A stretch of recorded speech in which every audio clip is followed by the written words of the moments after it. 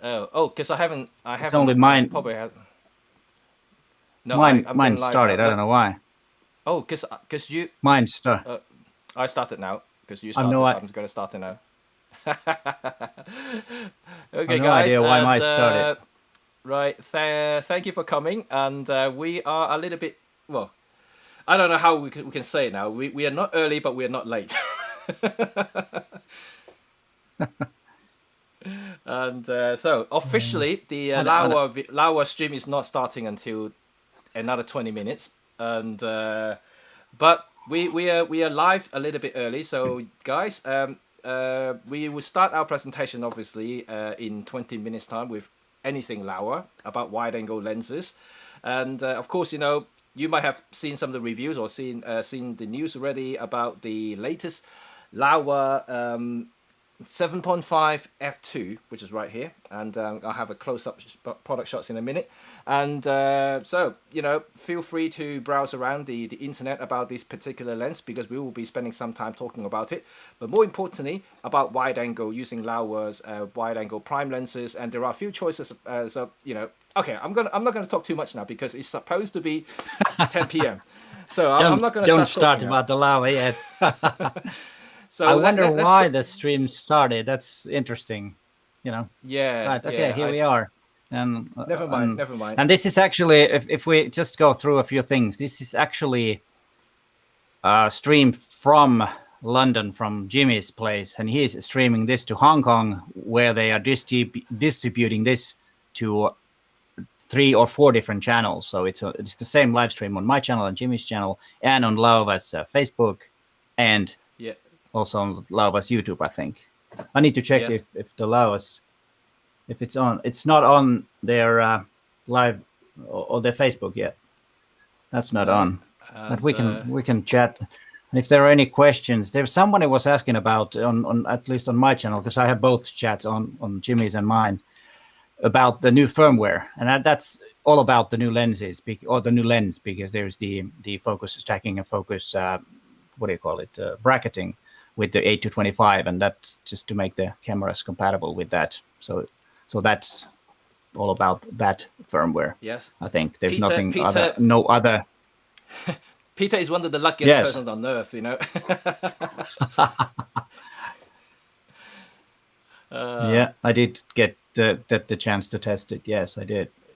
yeah, yeah. And I know quite a few of you actually asked me, or and Pete and Peter. No, Robin. I mean Robin. Yeah, Robin and I didn't actually post the video because we haven't actually got the lens in time to do the video. So yeah, but everyone, Yeah. please enjoy Peter's video because it's fantastic, and you like the lens. I literally just got it this morning, so I'm gonna have a chance to play with it. It should be quite interesting, Oh, cool. and Yeah, it and I'm is. It actually is an going to interesting take. lens. I have a photo shoot tomorrow, so I'm going to take it out and to try it. So just wait for some of those photos when it comes to my turn to do the video. So yeah, I think it's a fantastic lens. So tell me a little bit about it, Peter, about that particular lens. And I know you've done the Oh, reviews well, already. yeah, well, the main thing, of course, is that it looks exactly the same like the Pro lineup lens, and it's fully weather sealed. It has an MF clutch, LFN button, and of course the image quality is totally great. And for videographers, it's great because the f4 is constant from 8 to 25, and I think I have pre-ordered the lens, and I will be using it for video shoot because it's really versatile and interesting for B-rolls. And what I liked Yeah, about it too, it was that it's 23 centimeters. The closest focusing distance, so you can get really nice images, and close up of flowers, and then you can see that is from the sensor, right? That's from the sensor. yeah, that's from the sensor, so you're actually quite close, as you saw from my video. Somebody was asking that why am I just like why I'm sticking the lens to the flower, but that's so close, and it's good for that because you have a big flower in the front, and then you have the kind of like the environment, the surroundings, and yeah, I love it. I love it. The lens, it's Yeah, yeah. I it's mean, good. And I literally just opened the box and put it on the camera, and just before the stream, and it feels good. It feels good. Although having said that, like it's not as light as I was expecting, because like between the 12 to 40 2.8 Pro to the 12 to 45 F4 Pro, there's quite a big difference in terms of weight. And then in this yes, particular case, I think there is it's lighter, but it's not like let's say half the weight at the 7014 f2.8 Pro, but it's nice. It's a nice piece of like really well built metal here. But I think the best thing is obviously like you mentioned is the filter. The ability to use normal 72 millimeters filters. Yes. I think Yeah, that's true. that's the big Yeah, bonus. that is. And it was funny because in the original video that I had to cut out, because I never, put it side by side with the 7 to 14 millimeter. I said originally in the video when I was shooting it, I said that it's so much smaller than the 7 to 14, but it's actually the same size. The only difference is that it doesn't have the bulky front element. Yeah. Then I was because when I was, I said, which of course I cut out. I said that okay, here is a comparison. You can see it from this picture how much smaller it is. Then I put them side by side when I was trying to make the image, and I looked like, wait a minute, I have to cut that out. It's actually the same size. That's because I have the feeling that the 7 to 14 is a huge lens. It's just, but it's not actually. It was smaller than I expected. It's all because of the funny. 12 to 45 f4 Pro was smaller, than the 12 to 42.8. Yeah, that one is a lot smaller. Yes, we just have the assumption, when the lens turned up, I thought, it's going to be smaller, it's going to be lighter, and but it is lighter. But like I said, it's not that much lighter than the 2.8 version. But at the same time, I would say that it's light enough for me to hold without uncomfortable, feeling any uncomfort, compared to the 7 to 14, because that is a very heavy lens, even though it's not chunky by any means, and it's definitely lighter than the Panasonic. What was that ultra fast 1.7 lens? I can't remember now, but that weighs a ton, and the 7 to 14 2.8 is a fantastic lens. I love using it for like weddings, any interior shots and things like that, especially low light 2.8. So the f4 version is really, to me, I think that not only just for traveling, but like landscape people definitely love this lens because the range is there, between the very common landscape focal length, the 8 to 25, and basically is a standard lens. You can use it as a standard lens focal length, and most landscape photographer would stop down the lens anyway, to f8 or so, just to get the depth of field for the entire scene. So I don't see the benefit having the 2.8 unless you are doing astrophotography, which is a totally different thing. Then you may want to open up the aperture at 2.8. So I think it's a very, very versatile lens, at least to me anyway. People may think otherwise, but like any products, regardless of what brand it is, there will be people who will just love it, and people will just say, nah, this is not for me. But and I guess you just have to evaluate, you as a photographer, whether you would need this lens or not. It's not the time of in terms of debating, is the 2.8 better than f4? It's not like that. It's a lot more complicated than just comparing the aperture size, because people may actually value the lightweight options, and also the type of photography that they do. I think that's the most important thing. If they do a lot of landscape stuff, I don't see the point why they have to go for the 2.8 versions, and because most of the time they will put it on tripod, they will have gradual filters, they stop down and do all kinds of stuff there. And for light painters especially, if they're light painting, they stop down the lens anyway. And I think it's a lot of things that to be considered. But Olympus now is starting to fill this f4 group. I think it's actually very interesting, and I'm waiting to see what they're going to do with the longer tele range, which is actually in the roadmap. So will they actually release something like the 40-150 f4, and which is like lighter, maybe shorter, more compact, and but it's with a pro body, weather seal, metal, manual clutch. That could be quite interesting, I think. So you have a complete trinity of f4 lenses that you can pack in a very, very small bag. That could be quite interesting, I think. Yeah, and I think they will not knowledge, but that would make sense to make one of those 40-150 millimeters f4 lens. Yeah, it makes a lot of sense. If you look at like the likes of Nikon and Canon, you just track back into the history. They do produce both the 2.8 and the f4 version of their zoom lenses, and so there are not just about budget or price or the cost, but it's also about the needs as well. That I know everyone think that 2.8 zoom lenses must be the best version of the pro zoom lenses, but not necessarily. Different professionals, different photographer will have different needs, and people need f4. They think that I've never shoot at 2.8.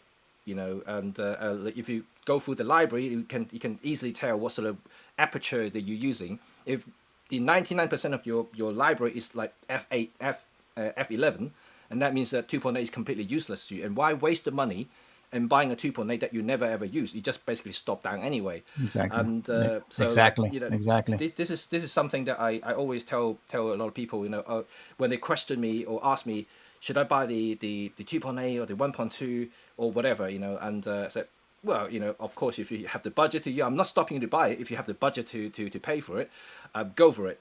And but if you don't need it, then shouldn't really spend that extra money just to get a 2.8 if you don't really need it. Maybe spend that extra time or extra money to go traveling, to maybe do something else, and maybe get more.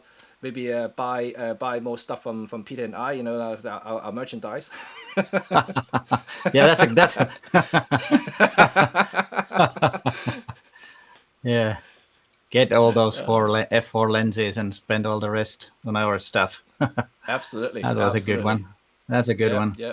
Okay, even if you don't buy Peter and our stuff, buy Olympus merchandise. Yeah. Right. Okay. We are going live in 9 minutes. Well, we are live, but we are going live in 9 minutes. Yes. Live. This is interesting. To double live. This is just this is kind of like the pre-show, and then the real show starts. Yeah. I hope people will turn up because it is quite late. So apology for a little bit of a mix up there. And especially people in Europe, and because Peter, you're 11 now, isn't it? And or 12, nearly 12 yes, now. It's going to be Saturday. I will be streaming from Saturday to Friday. Yeah, and I'm just about 10 p.m. People from the US, you guys in the afternoon, so it's not too bad for you guys. And Hong Kong and 8 people from the Asia, you guys will be very, very early in the morning. So if you manage to get up to watch this, congratulations. And I hope you enjoy this particular stream, because we will have a bit of a presentations. They're showing some of the sample images that you may have seen already from my video, but obviously you haven't seen Peter's one. So Peter does have some other shots as well, so you can actually look at them. We will have some Q&A in a minute, so you can ask any questions about the lenses, or the different Laowa lenses that are currently available in the catalog. Because they do stock quite a wide range of Micro Four Thirds lenses, and especially from the wide angle spectrum or focal lengths, because they do have the 7.5, they have the 9.5, they have the 10, and they have the 17. And I think that's about it. They have 4 wide-angle prime lenses in the catalogs, and especially the 7.5, they do have different versions, which I actually have them here, so you can actually see them in a minute. So it's actually quite cool, in my eyes. The reason why they produce so many versions is because this lens is very popular and it is very good. And like what I said in my review, I actually bought one because I liked it so much that I actually bought one myself. And Peter is already considering buying this latest version, isn't it, Peter? Yes, exactly. I am. So, not sure yet, but it's going to be interesting. And right, I got a message here. Jenny is actually commenting about the Olympus. That's interesting, right? Yeah, what Jenny is saying is completely valid. She's basically talking about the 70-40 needs a bespoke filter system for it, and it is true because it's expensive as well. Last time when I saw it, it was like £200 just to get that the adapter to fit onto the 7-14. Then you have to buy the filters. Oh yes, it is expensive. And then there's one thing also. It's really hard to use a variable ND filter. If you're doing video, it's essential to do variable. It's really hard to, if you're out on the field, the light is changing constantly, and you have to, tweak the ND filter, it's not possible. No, it's so it's tricky. It's tricky, and that's why I think a lot of people would definitely appreciate the F4 version because yeah, it's a standard box standard 72 millimeters, exact same filter thread with the 40 to 150 2.8 Pro. So if you got some filters that will fit that lens, and it will fit straight into this lens, no problem at all. And even if you haven't got any, and 72 millimeters is not exactly that expensive, and you know, CPL, you know, you can get it, you know, a good quality one for about 50-60 pounds, and obviously the premium filters will be about like 180 pounds, and depending on what sort of quality you're looking for.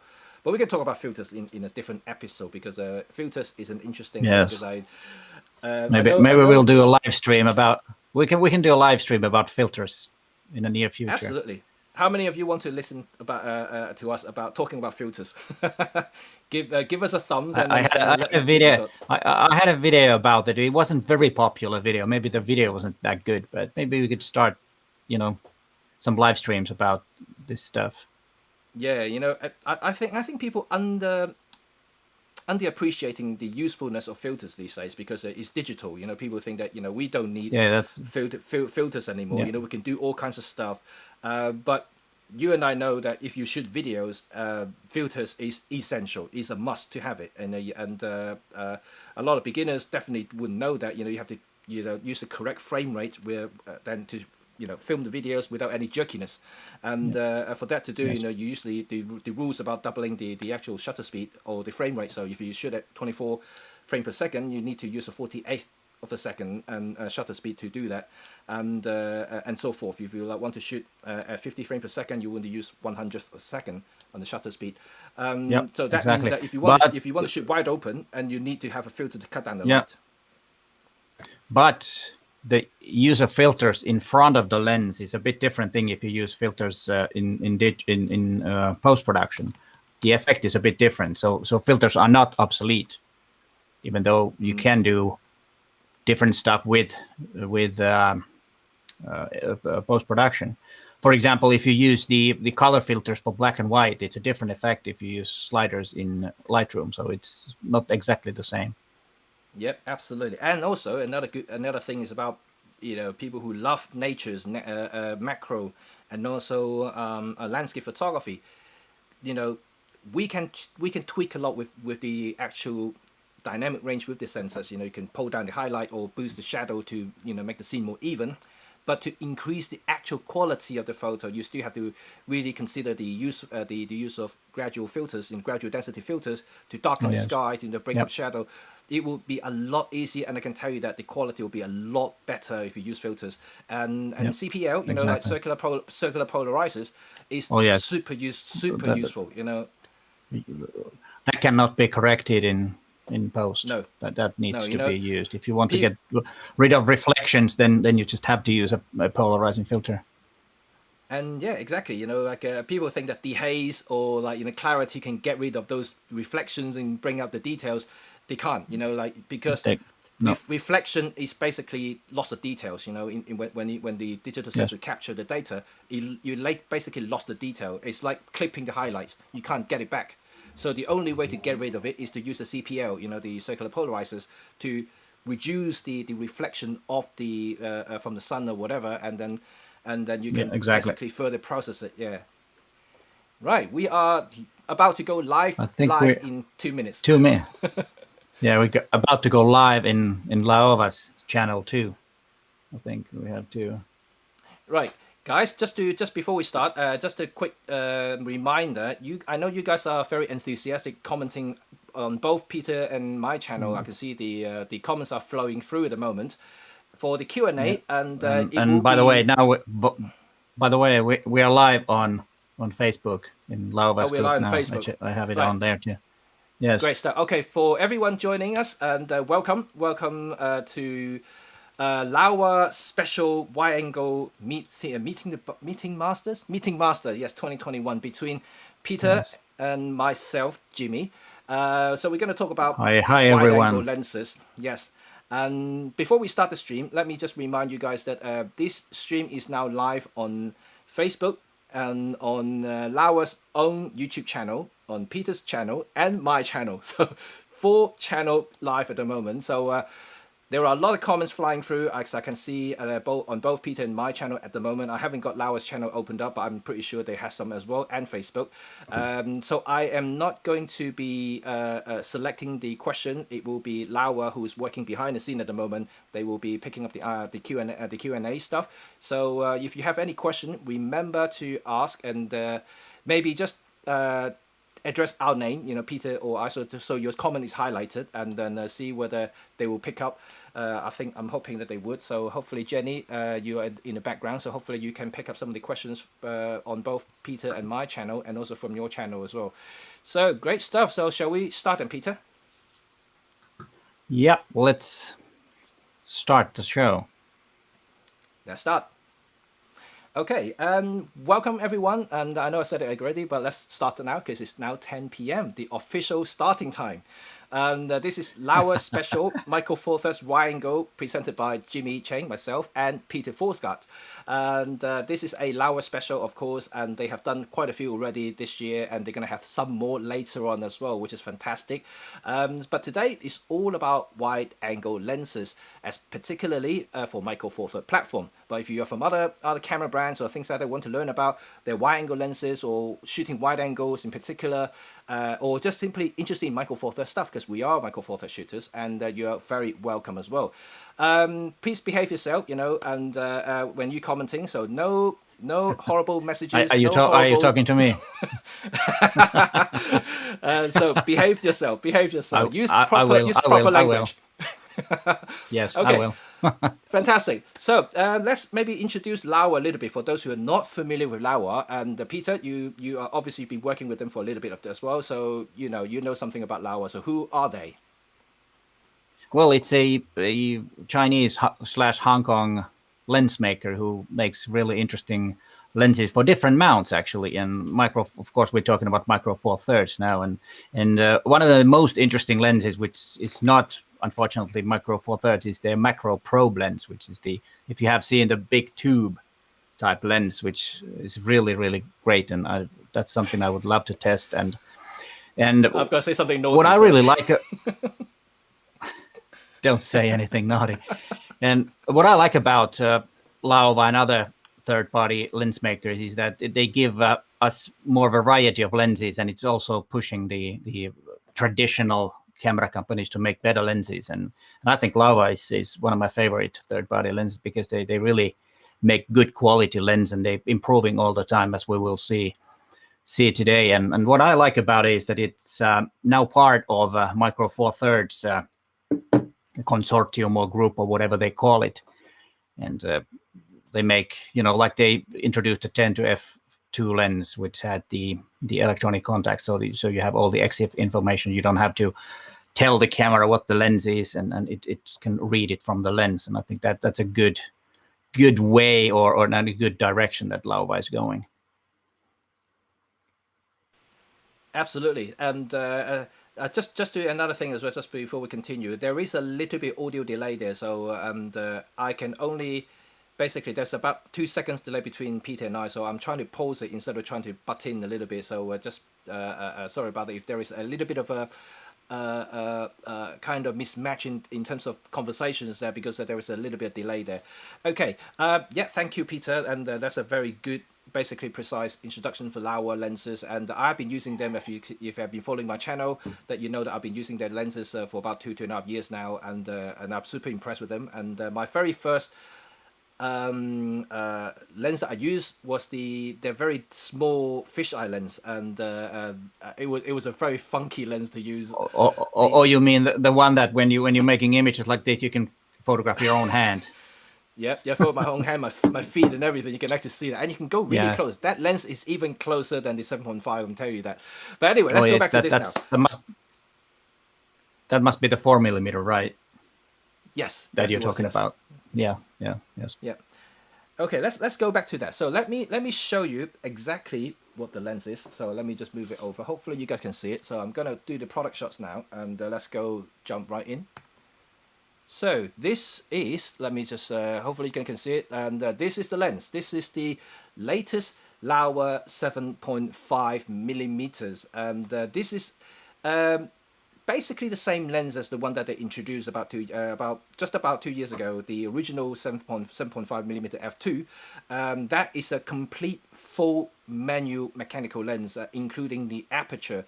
And what Peter was just saying, that since they joined the Micro Four Thirds Alliance last year, and they now have the proper informations and data and design, so that for them to incorporate into their own product, so they can now make the lenses fully compatible electronically with any Micro Four Thirds lenses, not just Olympus, but like Panasonic, Blackmagic, and anything that with electronic contacts, basically. This is obviously, to some people is a big plus. Both Peter and I are very impressed with it, because we're going to tell you a little bit about that later. How convenient it is to use a lens like this compared to the older version, which I have, which I'm going to show you right now. This is the old version. So you can see that right here now, and hopefully not much of a difference, but you can probably spot the biggest difference there is on the lens, what it looks like. Yep. Right there. Physically it's very similar, yes, but yeah, this is the main difference. That's the aperture ring itself, and so the new lens obviously hasn't got any, because it's got the full electronic control through the camera dials instead of physically turning the actual lens itself. Weight, size is very, very comparable. They are different. There are differences in terms of dimensions, but most of it is very, very similar. And you can see that the actual front itself, I'm just trying to hold it to you, and so you can see it. Oops. And they are basically the same. Sorry, I'm just trying to, because I have set it to menu focus here, so he's not zoom. Okay, there you go.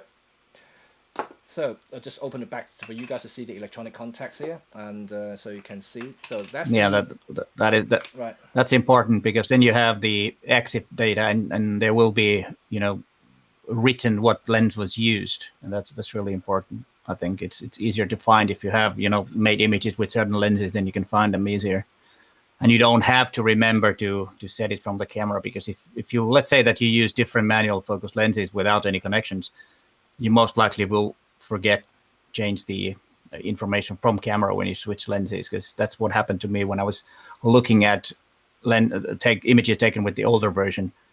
And then all of a sudden it says something else, and I was said it's not because it's in that day and that video. So there might be some misunderstanding if you forget to change the EXIF from camera.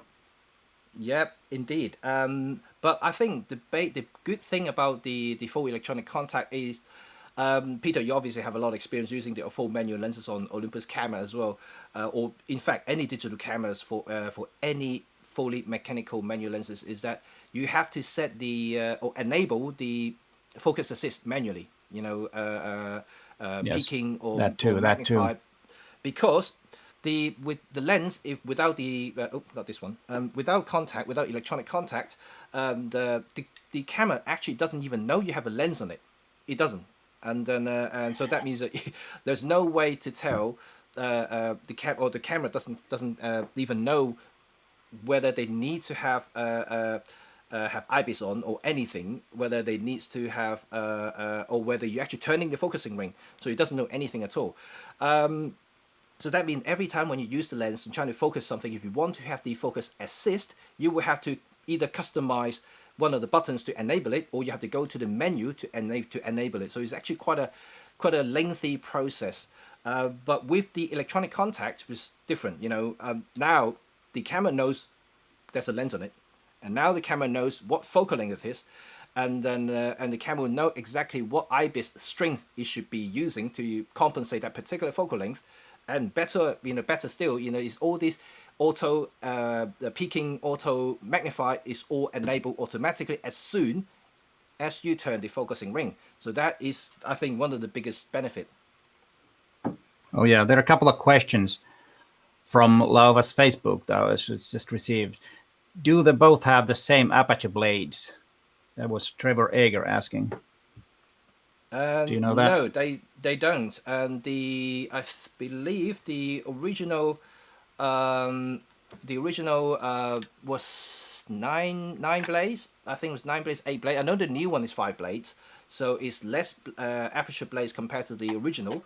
So that's, yes, that won't affect the actual bokeh quality. There's not much bokeh anyway for this sort of wide angle lenses. But if you do interest in Yeah. bokeh, most likely you're going to shoot at wide open, which basically no difference at all. But if you do stop down the lens, it will affect the sun stars, and when you have to point the lens to the sun or anything with specular highlights, you will see these kind of star things coming on into the scene. So instead of having 8 lines or 9 lines, you have 5 lines, and that's the only difference.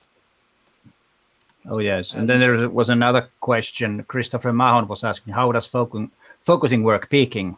And the question came when Jimmy was talking about it. So yes, it does work with the new lens. You automatically, if you have turned peaking and magnify on, it will work like any other Olympus lens or lens that is okay with Olympus cameras. So no problem with that. yeah, Which is one so of the yeah, benefits of having the electronic contacts. absolutely. So if you're already using an Olympus or Panasonic lens that have those features enabled, and you will be able to basically do the same thing with these lenses. And just the only difference is it's not AF lens, it's not autofocus. You just have to manually turn it. But if you use manual focus with Panasonic and Olympus lenses, it will work the same way. No difference at all. Yes. Okay, it's good that we got some questions popping in. That's nice. And Oh, yeah. and now shall we maybe talk a little bit about who is this lens for? And to start, because I know there are people asking me, especially after the original review that I did, because at the time, Laowa's already have the 9.5, and when I did the 10mm, same as you as well, people were asking, well, should we get a 7.5 or the 9.5 or the 10, and it's a tricky thing, and because they are fairly close to each other. But I guess from my perspective, they're all quite different. If you have very specific needs for any of them, and I'm pretty sure that you know exactly what type of photography you're doing. The reason I'm saying that is, I think let's get the 9.5 out of the way. I think that's a little bit dated now, because now they have the 10mm, which is actually a much better lens. So the 10 and the 7.5. So I think that for the 10, which is a 0D, and in Laowa's terms, 0D is zero distortion. So that means that for the 10mm lens is optically corrected. So you've got a lot of straight line, it's straight. So it's best for architectural work, and also Oh, yeah. for Oh, for yes. people who like to do a lot of cityscapes, a lot of buildings, high rises, because you want the lens, the lines to be straight. You can correct it in post, but we could talk about that a little bit later. But for 7.5, it's a much wider lens, and then it has a little bit of a barrel distortion, but you get a much wider perspective, which means that if you are constantly shooting in very confined space, really tight spaces, and also landscape, landscape, you don't really have to worry too much about distortion, because things are not straight anyway, and unless you're shooting seascapes and things like that, which is different.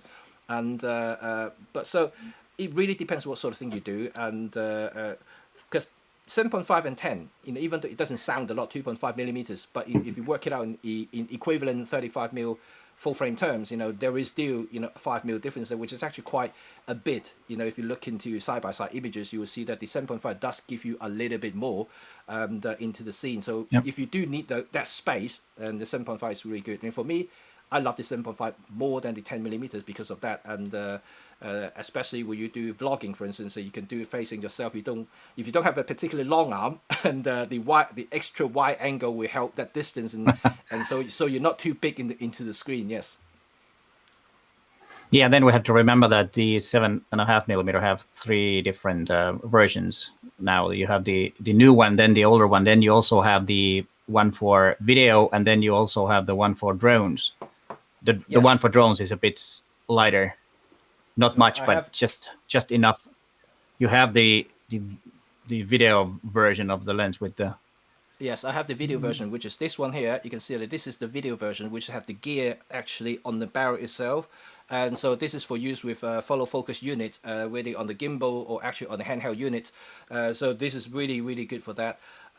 This is basically the same weight-wise compared to the original 7.5. And like what Peter was saying, the drone version, which is a lightweight version, is about I believe it was 20 gram lighter. So it's quite a bit lighter. again, it doesn't sound a lot, but when you work it on a gimbal and things like that, especially on a drone, because the gimbal is a lot smaller, it's not particularly strong, to cope with extra weight, and these sort of weight saving will help the gimbal a lot, and for stability purposes for the footage, you want to be really extra smooth, and these sort of lightweight will help dramatically. So let me just put it back to us again. Yes. So, All right, any here other we are again. questions, Zed? And let me see if anyone want to ask any more questions about these lenses. We will continue to show you some images, actually. I think that's the next part. Peter, maybe we'll go with you first. And since people may already see my images, so let's go to you first. Well, I have some images that I took with the 10mm because it's about general wide angle. Here you can see an image taken with the 10mm Laowa f2.0, and that is the corrected version. Of course, it's a bit tilted because the lens is a bit tilted. And in general, when you're using wide angle, it's better to have something in the front, something in the front, so that you have, like I always say, that you have different layers. If there's nothing in the front, everything looks empty, and most likely images are a bit boring unless you're going for that emptiness. That's a different thing. And if we take a look at the next image, and you can also do some bird photography with the 10mm lens. And I was lying on my stomach on the what do you call the gravel over there, and stick my arm out, and those swans can be pretty fierce. So I would have wanted to be even closer, but when they started to getting interested in my camera, and they are pretty strong birds, so I had to grab it quickly. And of course the problem was with the focusing, so I had to pre-focus and hope that they are in focus. But it's not that crucial when you're stopping down and having it's just a wide angle lens. But this is the 10mm. And then my regular straight photography, it works for that too. This one is a bit cropped, but not much. It works for this type of straight photography too. And if you just of course, there are if you're using wide-angle lenses for straight photography, really wide, ultra wide, you just want to avoid having people on the, on the corners or something like that. Just try to have them in the middle, because there might be some distortion, especially if you're tilting the camera, and like I do most of the time. I never have the camera straight. And this one is also a 10mm. And you can see that I think this was with f22, and you can see the star is pretty cool. And I really like the star that this 10mm lens makes. And I think on this one has been on Laowa's marketing material, actually, this image. And 10-second exposure, camera was on the ground, and you can see the stars. I think this makes one of the best looking stars I think I've seen. It's even better than many of the M-Zuiko lenses have as the star. And then that's not very interesting. But this one is made with the older version of the 7.5 f2 lens, and this is the main library in Helsinki. And this was in my video that I made. I think in 2019 I made a video about that lens, and there were some images of the fairly new library that we have here in downtown Helsinki. And there's this glass corner, so there are a lot of reflections on that, and the odd looking stuff that it's not noise, it's on the glass, because that will some kind of like what do you call it will block the sunlight a bit, so it won't get so hot during the summer. And this one also with the older one, and you can see the star is a bit different on this 7.5mm lens. I think this was f8 with this, and these are the staircase that's inside the library.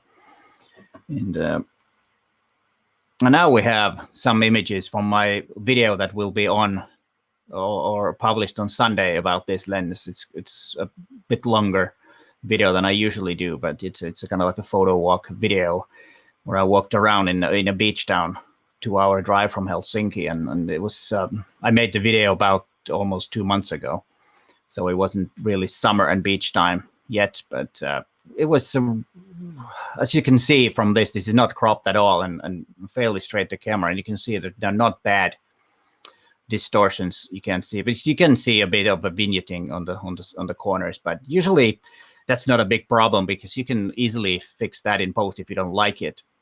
You can just use the vignetting slider and make it a bit lighter. And also the vignetting is something that we many times do. We want to make some vignettes on the corners, because then we can kind of like lead our viewers' eye to the middle of the frame. And this is a bit closer too, and you can see the image quality there's nothing wrong with the image quality. I think it's Laowa is getting better and better all the time, and I think for that it's really great. And funny thing is that I'm not really used to using wide angle lenses. That's probably because when I got my first camera, it was a 50mm lens, and the first lens that I bought was a 135mm lens, and so I kind of used to using from the longer end and never really had really wide angle lenses or ultra wide angle lenses for many years when I started. And kind of like, so it's always for me when using ultra wide angle lens, it's always some experimenting and learning new things, even though I've been photographing for over 30 years. So it's still, that's the fun part of photography, that you never kind of learn it. You always find new things.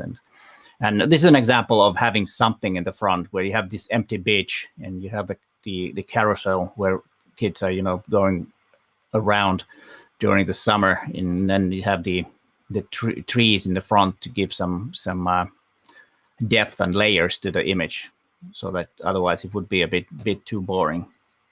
But there is still the story that it's an empty place. And then close-ups. Excuse me.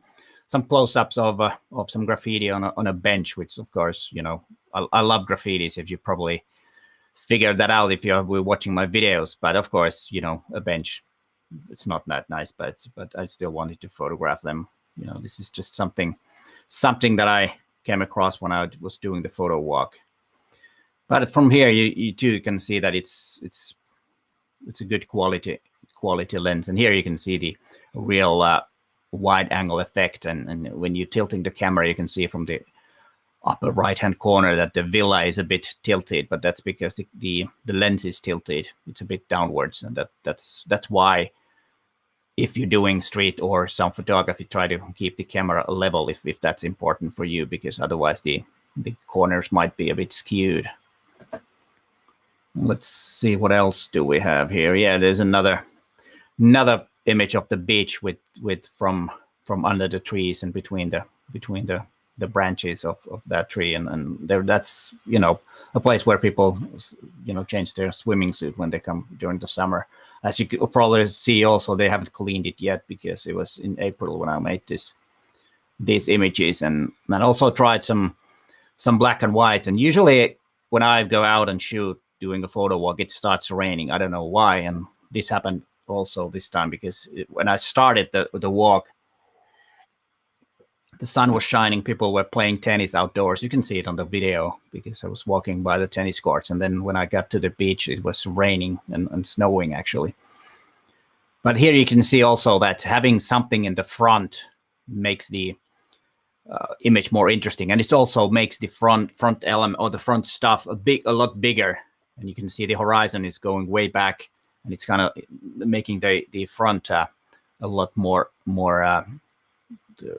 obvious and bigger. So this is also a way of photographing it. If you just stick the lens very close to a thing, it will appear a lot bigger in the photograph. And this one also, I had the camera very low, almost inside the rock, or I don't know what that's called. The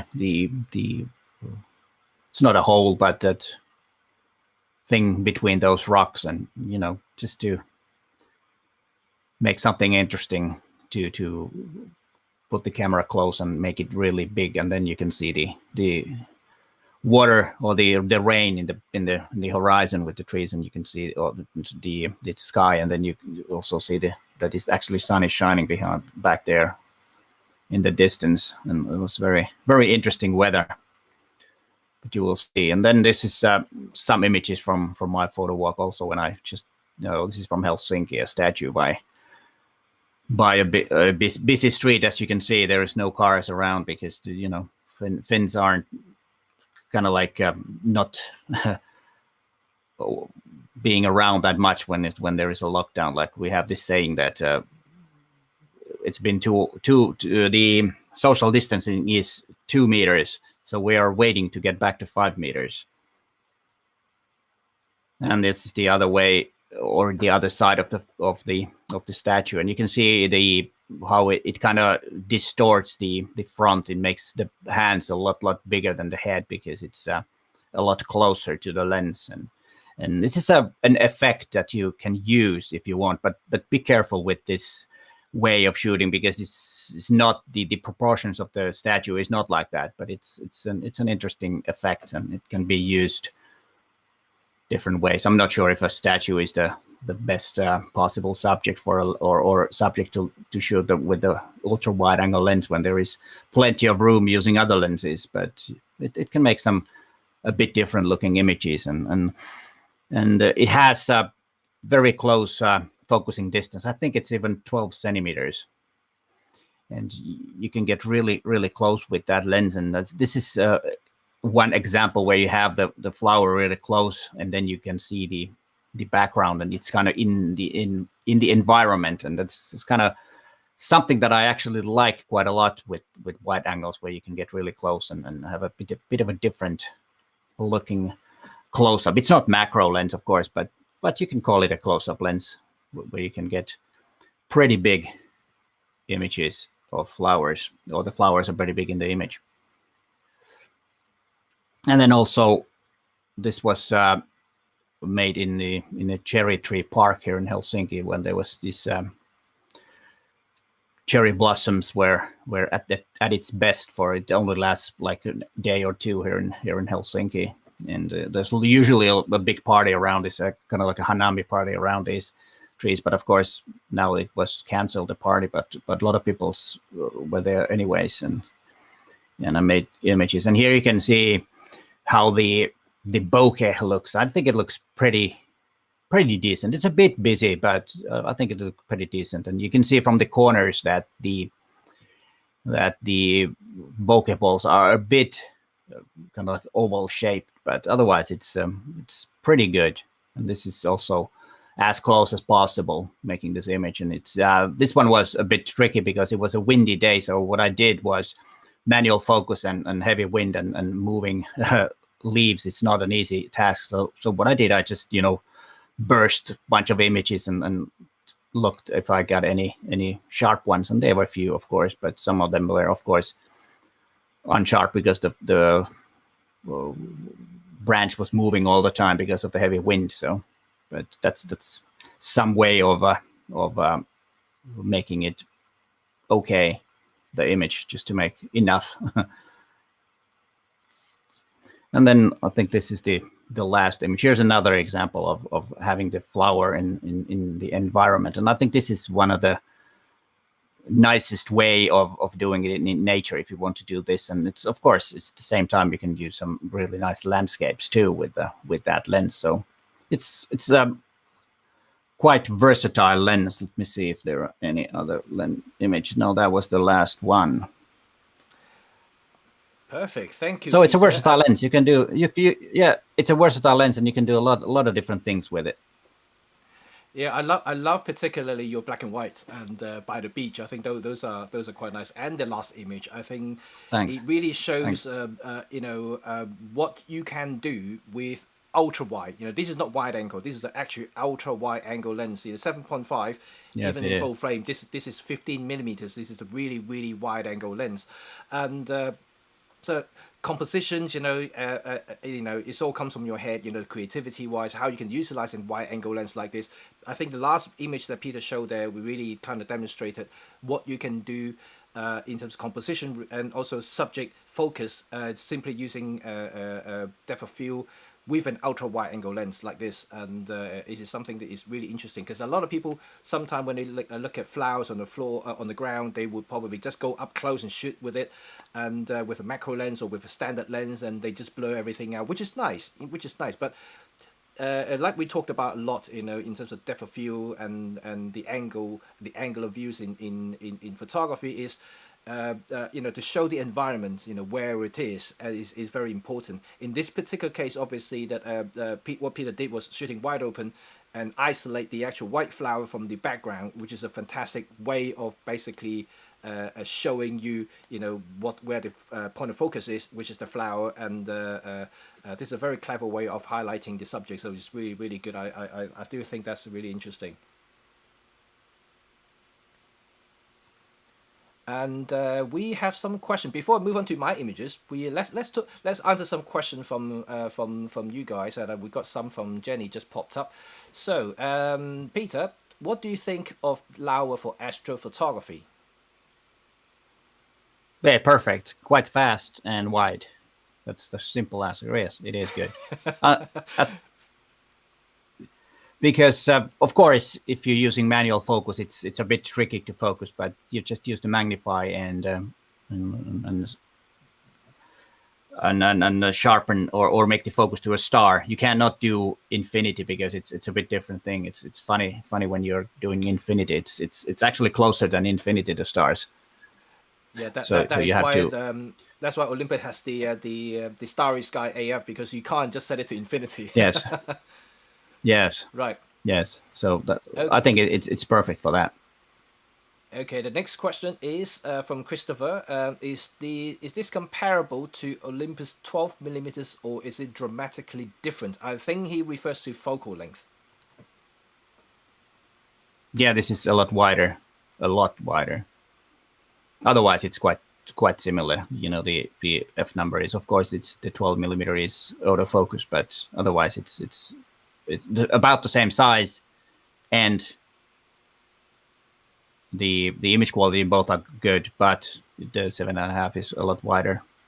So just to show you, just in case, obviously I can't swap the lens at the moment, but imagine like this is 12 millimeters. And this is 12 millimeters. This is 12 millimeters. Yeah. Yes. This will be 7.5. So you can see quite a bit more. Yeah. And by comparison, the reason I know, because I have both. So I can tell you right now, this 7.5 is definitely a lot wider. So it can absorb the actual scenes, quite well. So if you want to capture basically everything that you see in front of you without too much distortion, like a fisheye, the 7.5 is really perfect for that. And yes. We have another question. Can you store multiple lens profiles of manual lenses in Olympus cameras like the EM5 II and the EM1 II? Well, this will be up your street, Peter, since you are the guru in the computer in the Olympus cameras. I'm the guru. Yes, you can. Yes, you can. I'd have to check I'm not sure how many there are, but well, there it is. I'm just thinking, where's the battery? But there it is. Let me put a battery on, and let me check. It is lens info.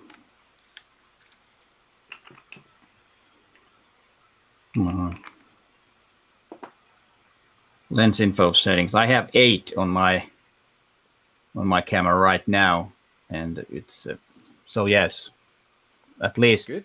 12 you can do or more. You know what? I don't know that. Oh, don't tell anyone. No, I don't tell anyone. That's why I never do. That's why I never do tips and tricks. Yeah, right. Okay. A few. So we'll wait until the next wave of questions. I know I saw some other questions actually through my channel directly, and but before we jump into any other question, let's continue a little bit about shooting wide angle. I know we haven't quite you touched base on quite a lot already in your demonstration and your photographs.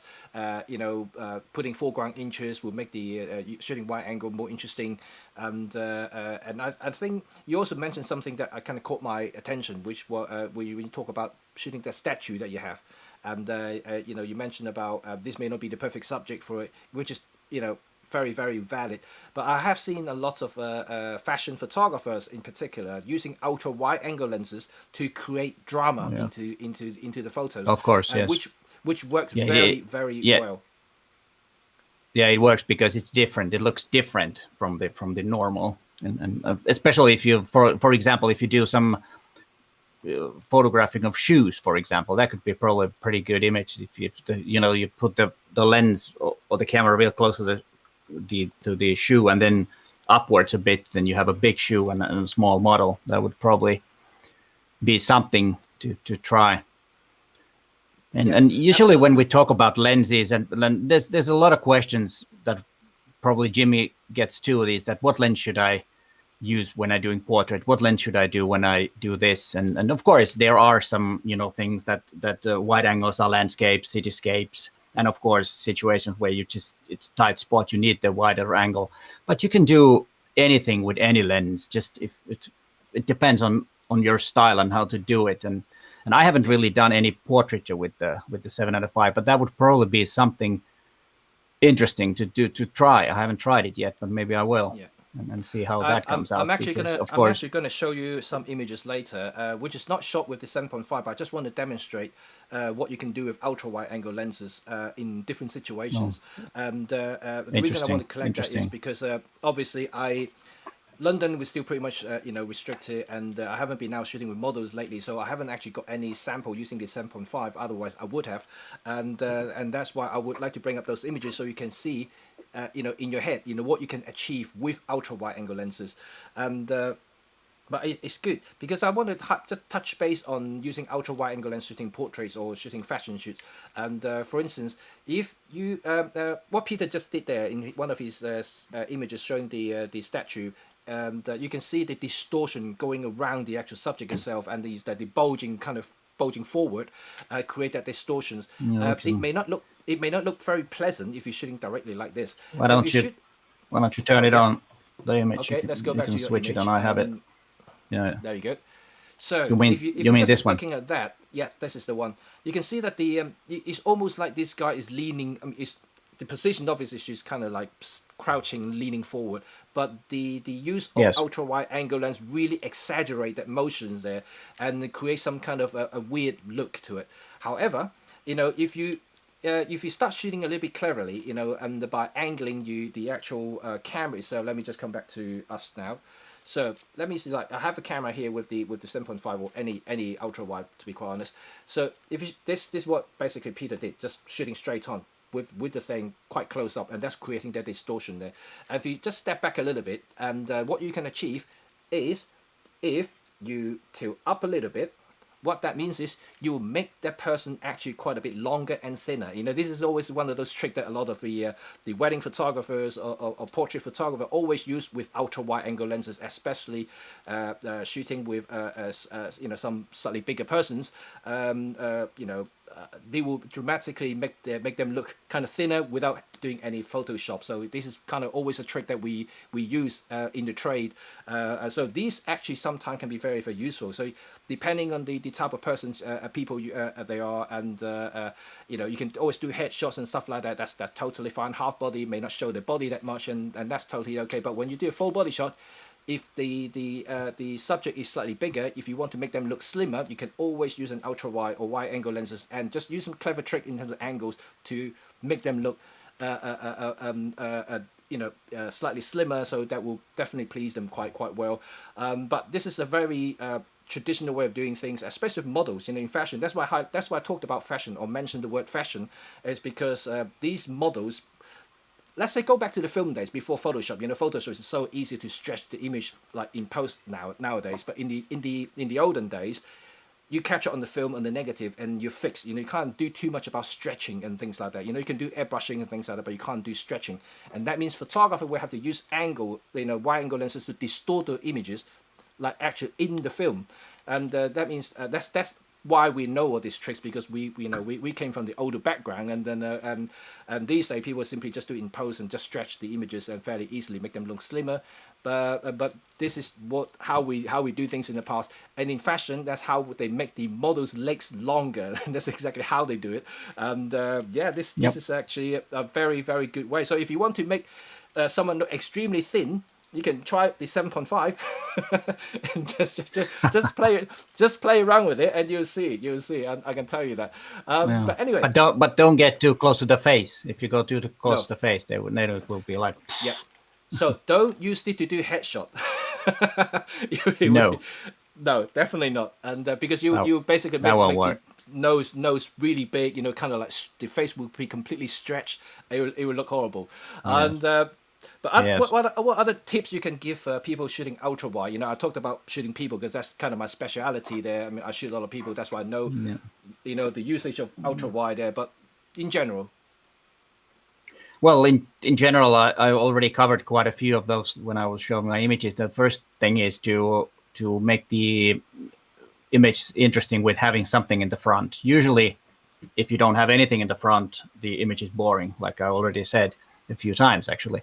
And that's really important. Of course, if the thing is that you want to show the vast emptiness, then it's of course a different thing. But that's something to tell the story. So you're kind of taking advantage of the lens and the wide angle lens, and also getting close with, for example, with the 7.5 f2, you can really get close and have some interesting images of different things, and also show the surroundings and the environment at the same time to give more story. Because usually, like Jimmy, I think he said about macro photography, that people are just taking an image of a flower. Okay, it's a nice flower, but so what? If you have the surroundings there, it's more of a story. Tell a lot more what's going on. You might even include people in there, walking in the background, and kind of like make a different, totally different type of image. And then, of course, if you're in a tight spot and you just need the wide angle, that's of course the most obvious. Also, the use of wide angle, and but I wouldn't. Maybe I was talking about street photography, but I don't know if a 7.5 f2 would be good for street photography. Maybe for some style it could, but not really my style of stuff. I don't think it works. But if it's not something that you cannot do, of course you can, but it depends on your style. I think Jimmy does that because he was, thumbing up. Yeah, it's fine, Jimmy. Okay, it's totally fine. It's totally fine. Well, no. I think you actually said it earlier. You can use any lens, any focal length to create any images. And there is no limit. You just have to know. Yeah. You just have to know the character of the lens. The telephoto lenses have different characters. Standard lenses, and then wide angle and ultra wide angle is kind of like a wide angle on steroids, so it's a bit more extreme, and you just have to know how they behave, and then take that as a tool, or take advantage of the way the lenses behave, and you will start improving. Yep. Okay. Great. Great tips there, Peter. Okay, now maybe we've still got around about 20 minutes, so let's jump onto my images, and I can show you what I took with the 7.5, new and old, and those are basically the same thing. And then and I also have the images that I just told you about, using ultra wide to shoot a variety of subjects, so you can know what sort of thing you can do with an ultra wide lens. And so let's jump right onto it. So let me come onto my images now. So first of all, this is basically what you can absorb, using an ultra wide lens. This is shot in Greenwich, and with the Cutty Sark right in front of me, and I was not far from it. But what a 7.5 can do is dramatize everything. You can see once I tilt up the lens, what Peter mentioned earlier, you can clearly see what you can achieve with it. So this is shot with the older 7.5, the original 7.5. You can see the sun there. You can see the sun star is very, very different to the new lens, and because you got less aperture blade, so you got more stray light coming through at the angle, the kind of cross sections of the actual blade itself. So it's a more like a personal preference. I wouldn't say which one is best or worse. It just really depending on your preference of what what the sun star should look like. And now we go into the next image, and there we go. This is a shot with the new lens, and with my son looking at the lake nearby where I live, and so once again, the giveaway that this shot was done with an ultra wide is to see the actual elongated shadow coming out from his from his feet. That really is the giveaway of that I was using ultra wide, because without the shadow, you really can't tell whether this was shot with a 24 or maybe 24. I'm just 12 millimeters, 12 or even 17 millimeters. It's hard to tell in that way. But with the shadow, you can really tell that it's been stretched, and then this is shot with an ultra wide lens. And the next shot is also shot with with my daughter this time, and both of them together stand side by side using ultra wide. Now you can see that now I cut out the bottom shadow there, so it's harder to tell now whether this is actually shot with an ultra wide in this particular case. So a lot of people always talk about using ultra wide angle lenses will distort stuff, will make your images look weird, and I don't think that you have used the lens properly or know how to use it, because ultra wide, yes, you can distort the image if you wish. If you don't, you just have to make sure that your distance to your subject is correct, making sure the environment is correct, and you can utilize it. It's not difficult at all. Once you get to know the character, what Peter just said about the character of the lens, and you will know. So this is another one that's shot with the new lens, and again, this one I deliberately exaggerate the closest wooden pole in front of it. Clearly I just do that, and also stop down the lens. This is how things shot at f8, maybe even f11 if I remember that correctly. I don't have the exit data here, and so this is a very, very interesting way of using ultra wide to exaggerate. Pretty much very similar to what Peter's shown at the last image there with the flower there, just to focus on things. But instead of using shallow depth of field, because in this case I want to show the whole fence and the actual entire scene of the entire environment, I stop down the lens, and you can tell that the depth of field is one good thing about micro four thirds, is that you don't have to do too much photo stacking in landscape, because once you stop the lens down, you pretty much get everything in focus, especially in a wide angle lens like this. So this is really, really easy to achieve. So it's something this is sort of kind of look and feel that you're really interested in, and this is very easy to use with this particular lens here. And here's another scene just shot by in a similar area here. I was just walking around my neighborhood, and well, I talked about a little bit of borrow distortion, in my review, and also talked about it in this particular stream, and I don't actually see it's a problem at all. You can see that here I've got some straight line here, and you really cannot see the distortion whatsoever. There is some, but you only really see it or become visible is when you're shooting brick walls or things that have perfect straight line everywhere, and that's where you can tell there is distortion. But otherwise, like I said, is perfect. Is nothing wrong with it, and you can see the images is clear and sharp, and there is really not much even fringing is going on. So the actual image quality is really good. And that's another shot of my daughter jumping, and she's just being my model that on the day, and just do a few snaps just to show you exactly what the detail that this shot can actually capture. You can see this is once again I stopped down this one to I actually quite remember this one. This is 6.3 aperture, so even at 6.3 you pretty much get everything in focus. And although that I don't well, obviously I'm not blowing up the image there, but the background, the furthest distance that is actually slightly blurred, which is slightly out of focus because I'm focusing on her more than the background itself. And but you can see the foreground, the green the grass here is very sharp there. There is the just to highlight the actual resolving power from this particular lens is just amazing. And here's another shot. This one is stopped down again to f8. This one, and yeah, I don't have to say anything now. You can just clearly see the sun star, the actual flare resistance of the lens, and also the detail that it can capture. So it's actually really impressive. And that's why I love the original, because I can get that sort of shot very, very easily on the OMD. Now, bokeh, like we talked about bokeh a little bit, and this lens can get bokeh if you shoot at the closest distance. This shot at f2 with the little flowers in front of me, and you can see all these bokeh ball behind it is very, very pleasing. There's no hard edges, there's no fringings, and it's just good. If this lens is a 25 or maybe 50, this will be very, very creamy. And obviously this is an ultra wide angle lens, so it's a very different characteristics. And but yeah, overall I don't think there is anything wrong with this lens in terms of rendering. And here's another stop down lens using the original 7.5, and once again you can see in terms of image quality that there's no difference whatsoever. The old one and the new ones is basically identical. The only difference between the two is the aperture blade if you talk about rendering, or the actual sun star shapes itself, but other than that they are basically the same thing. And here is like, okay, in this I want to show you this one is because I want to highlight to you about the distortion that I mentioned earlier. There is a little bit, you can see from the side there, it's a slight curve. You can see the breakwater, there is a little bit of it, but only if you really want to hunt for it, and otherwise you really can't see it. And like this shot here, if I don't, like you can't tell there's distortion anywhere. It's just like a normal high quality ultra wide angle lens that you can find on the market. Yeah, this is really fantastic.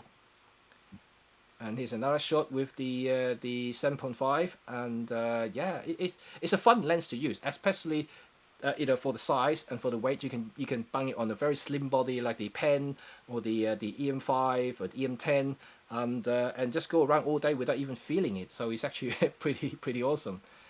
So this is actually the end of my photo, but I will show you now another set of photos like I mentioned earlier about using ultra wide angle lens on street photography, Peter.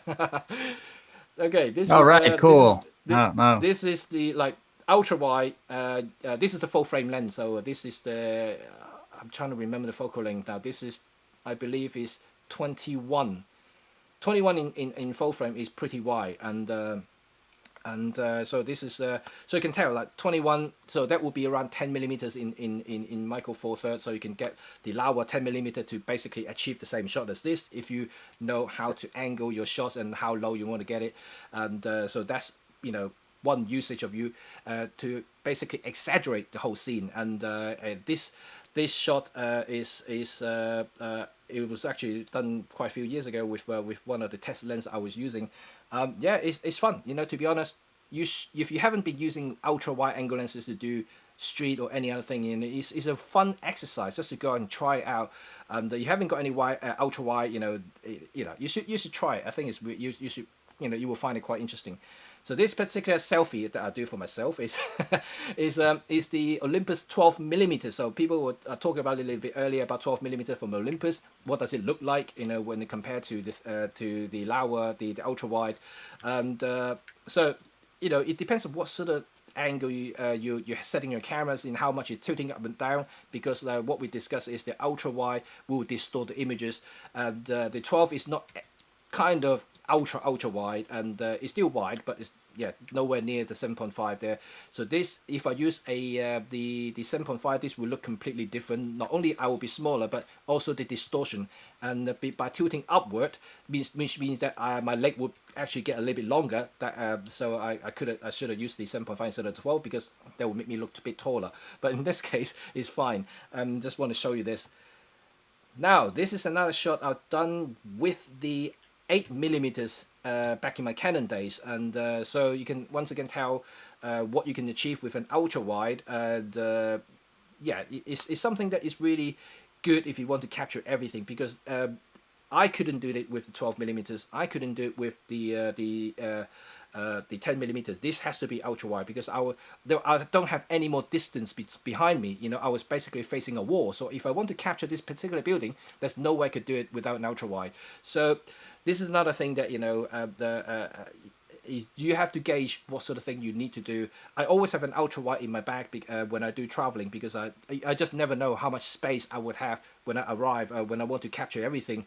And this shot is actually from one of my ongoing project, and which is actually interesting because this will be eventually will become a book. And I actually done half this project with my full frame Canon and the other half with my Micro Four Third.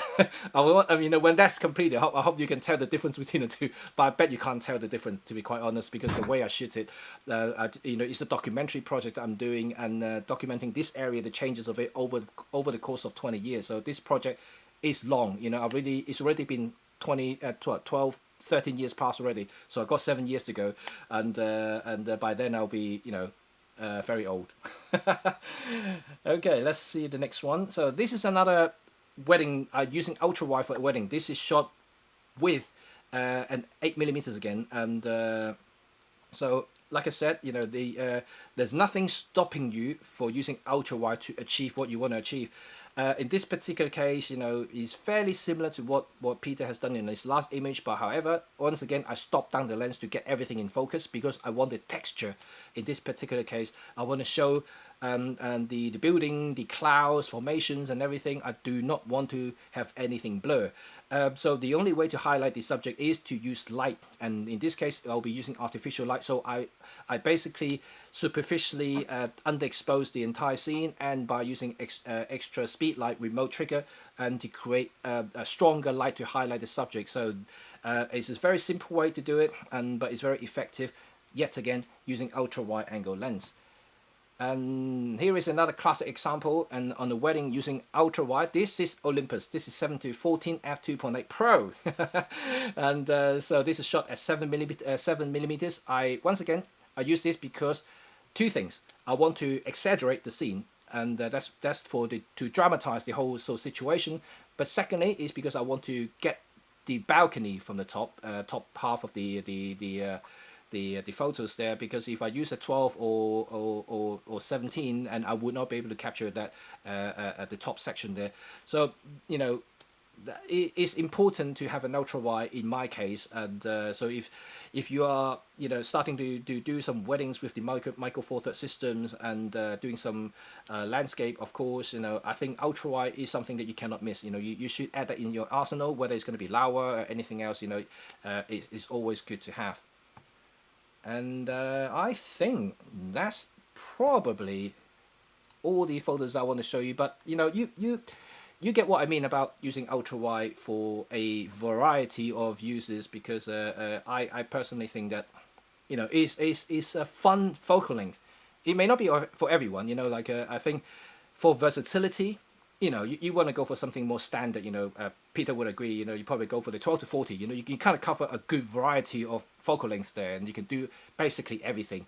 But once you master that focal length, to do whatever you really wanted to do, you may want to step out of the comfort zone and start exploring other options. That's why people would jump into the macro, jump into ultra wide lenses like these, or super tele, just to get different perspectives. So, if you've already gone past that stage, you should really try that. And this 7.5 is affordable, it's good quality, and I think Peter would agree that it shoots beautiful images.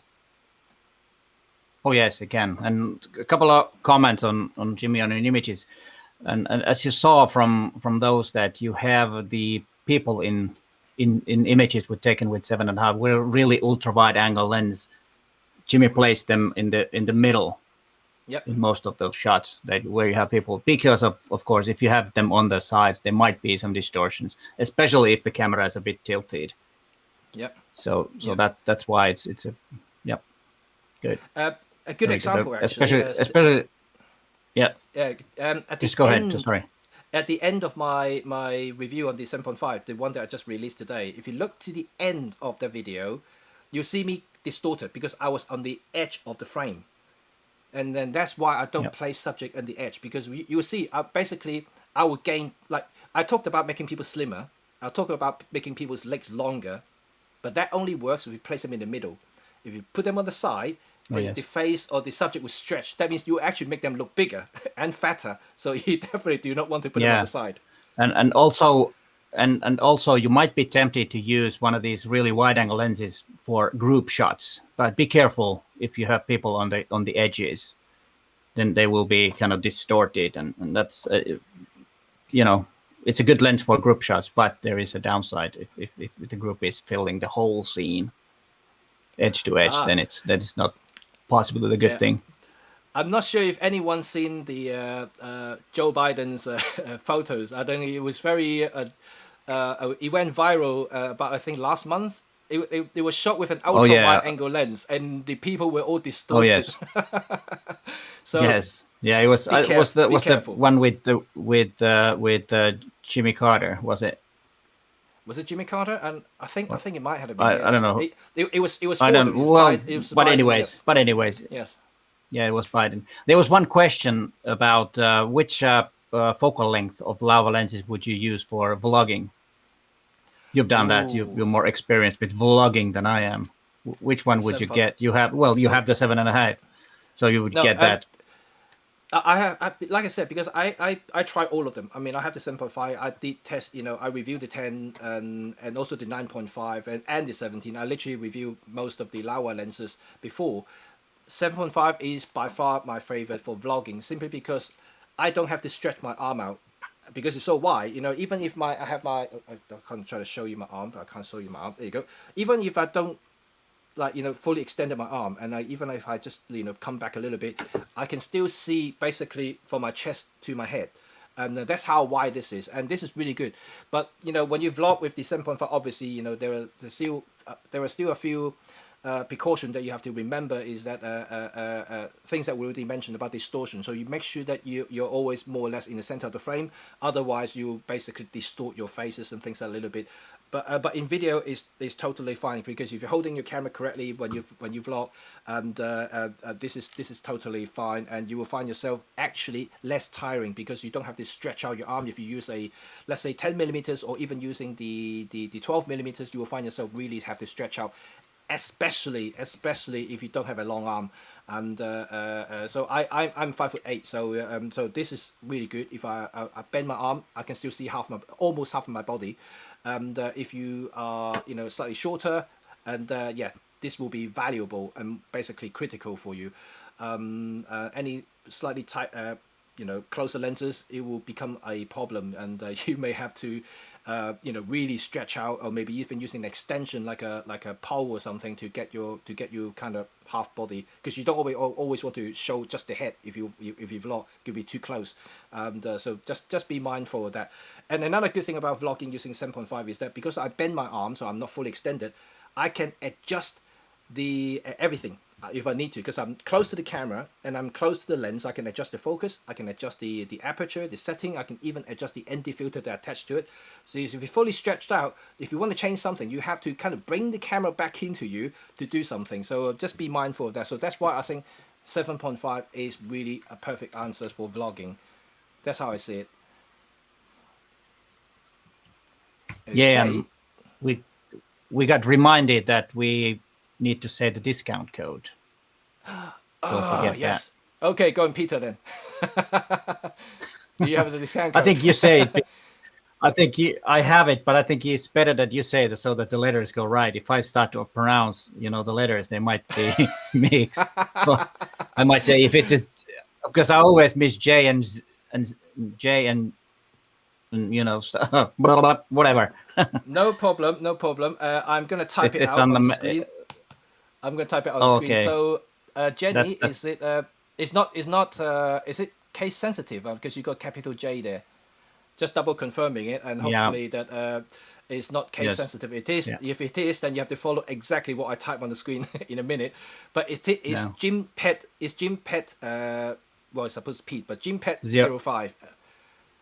Yeah, that's what it is. So, so how much discount is it, Peter?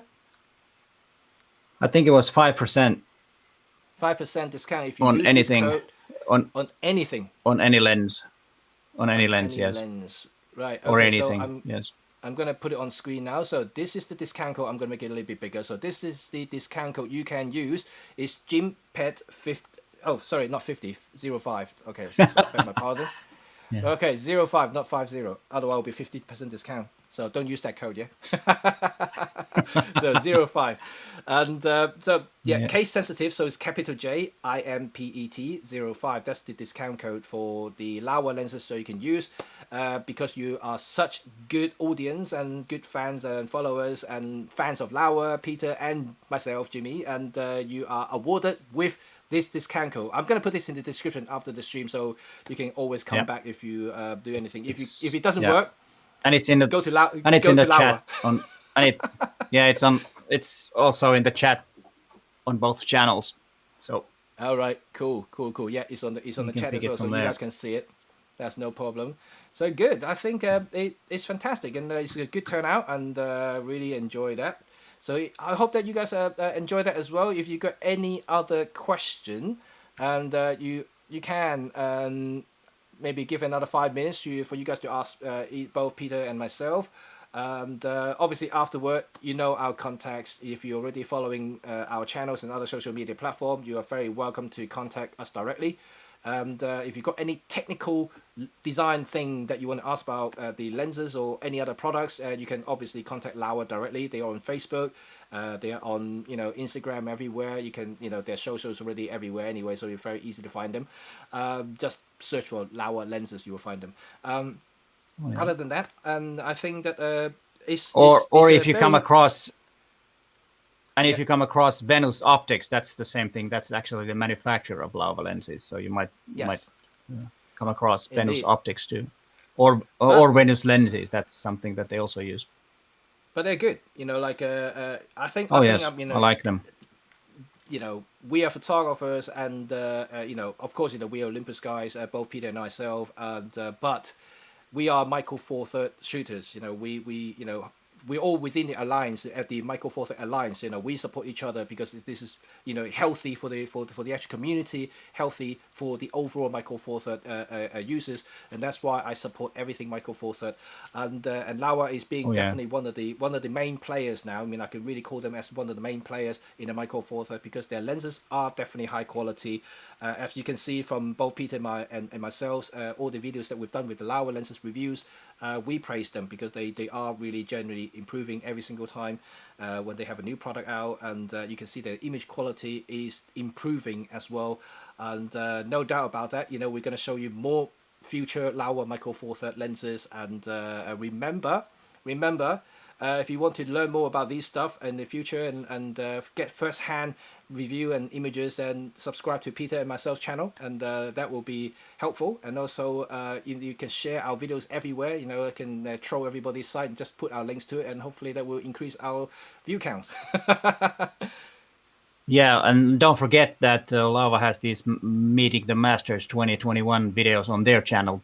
Some more. There will be more to come, and there is already 6 before this is done. This is the episode 7 actually, so there are 6 episodes of the different different approach and different genres of photography. So and if you want to see us back here very soon, remember to just keep going back to Laowa's Facebook page and keep saying, we want Peter and Jimmy, we want Peter and Jimmy. Just repeat 100 times, and then we will come back. All right. Oh yes. Okay. Exactly. Right. I think it is time's up. It's 1 hour, and this is the allocated time that we have for this particular stream. And it is very early in Hong Kong, which Jenny, we have to say thank you to Jenny, to wake up, really early for this stream. Yeah. And so thank you, Jenny. Thank you so much. Really appreciate your effort. And thanks, Laowa, for having us. And yes, thanks so much, Laowa, for having us. It's been an honor to be. And also, it's been an honor to talk to you, Jimmy. It's always fun and great. like I always said, when I started YouTube, Jimmy was one of those channels that I watched and learned. Well, he's a great channel. It's fun, Peter and I are great friends. We met in London. Hopefully, when the travel restriction is lifted, I'll be able to go to Finland and finally meet Peter and see his beautiful landscape. And rather than just keep seeing my backyard here, so it'll be quite good. Yeah. And then there was one thing that I said, I'm not sure if this is proper to say, but there was one thing that I said before we started this, that whoever has the most viewers during live stream buys the other one a beer. And I have to say that I think I lost this one. So next time we meet, the beer is on me. Oh, I didn't even check. I have no idea because I'm not seeing anything at the Yeah, moment. I just checked because I just remembered that what I said, so I had to check. Yeah, I it really just is. see It is. someone just come up with Roman John. You know Roman. Roman's been on both of our channel, and so hi Roman. You are a little Oh bit late, yes. but don't worry. You can always go back to the beginning of this replay and see what we talked about the new lens and also ultra wide angle lenses in general, and see some sample images between Peter and myself. And yes, and you can see this text right in front of the screen here is the discount code you can use on Laowa's website to buy any lenses from them, you know, and get 5% discount. And they're very generous of Laowa, not only having us but also giving you guys some discount as well. And I think I'm going to use that code to buy stuff as well. That's quite good, you know. And That's a good deal. Yeah. yeah, that's a good deal. Maybe I'll get the new 7.5, and that means I will have all So three of them in you don't possession. have, yeah, you don't have enough 7.5 millimeter lenses. Probably you Well, only have 2 or 3. You well, need no, the fourth one. Oh, this one is for my gimbal, so I like using this one because it's the cine version, so is a good one. And then the original, I think the original is different, you know. Oh yeah, maybe just touch base a little bit on that before we finish. You know, between the two, which one would you prefer, the full menu or the auto version? Look this way. Yep, you can see both of them. So, Peter, which one would you say you would prefer? You know, as a photographer, the new. that what you're doing Well, now, for photography, the new one, definitely, the new one. because it has the electronics. You have the EXIF and you have the help with the manual focus automatically. But for video, I would get, of course, the video version because it has the aperture ring, which is pretty, and the the gears to use follow focus if you need. Yeah, I totally Yep. agree. I saw one comment popped up actually earlier, and they said that he preferred this version because he said it's more hands on, and then is something that he can set zone focus. So yeah, I need to touch base on this. You can do zone focus with the new lens as well because the actual distance scale is also on the lens. So there's no difference with the old lens or the new lens. And if you know your aperture setting, you know how to use zone focus. It's the same thing. You set the actual focus, the aperture, you know, with the camera itself, and it's set. And you can do the same thing no matter what. So the distance scale is there anyway. So you just read by it and you know exactly what you need to do. So it's the same thing. So there's no difference there. So if you are worried about the difference, that there is no difference. It just one have a physical aperture ring you can turn. One you just have to control through the camera itself. Apart from that, there's nothing there. But the good thing is what Peter just said. You have the auto magnify if you set it to it. If you have auto peaking if you have already set it in the camera itself. Everything is automated because now the camera knows exactly what the lens is doing, and that's the convenience you get. In the old days, we have to customize buttons to do that, and so if you still like that kind of very hands-on experience, yeah, you can still use the full menu. Laowa is still selling the old lens in parallel with the newer lens, so you can use the older one if you wish. And but the new one definitely have a lot of convenience there, and makes manual shooting is definitely a joy, I think, in my opinion. Yep. Okay, so right, But we are. I think Yeah, we have go. Sorry. done. I think yes. Yeah, I think we're covered everything that we're supposed to, and about an hour we were supposed to do this. It went a bit over time, but that's usually what happens with live streams. No problem with that. Absolutely. And every time Thanks I speak to everyone for being Peter, here. There's it's always been a long. nice crowd. Yeah, it's been a nice crowd in different channels, and thanks for Laowa for having us. It was a Thank pleasure. you. Thank you, Laowa, and thank you, And Jenny, thanks. once again. And Without you waking up, then we won't be here. yeah, and thank Jimmy. It was a pleasure again. Yeah, no, thank you, Peter, and it's always really nice to chat to you. Peter and I, gonna do some stream later. We talked about it before the stream started, and stay tuned for Yes. our channel. We're gonna, Peter will be my guest, and I'll be Peter's guest. We're gonna do different things all together. So stay tuned for the next few Yes. months, and we're gonna have some exciting and fun stuff. And let's do something together. Yep. Okay, great All stuff. right. So Now thank you it's very up. much for tuning in. I am going to end the stream now. So have a wonderful day, everyone. Have a good weekend, and also, keep shooting. Keep shooting. and that's what we Oh want you yes, to do. that's important. That's Okay. important. All right. Bye. See you later.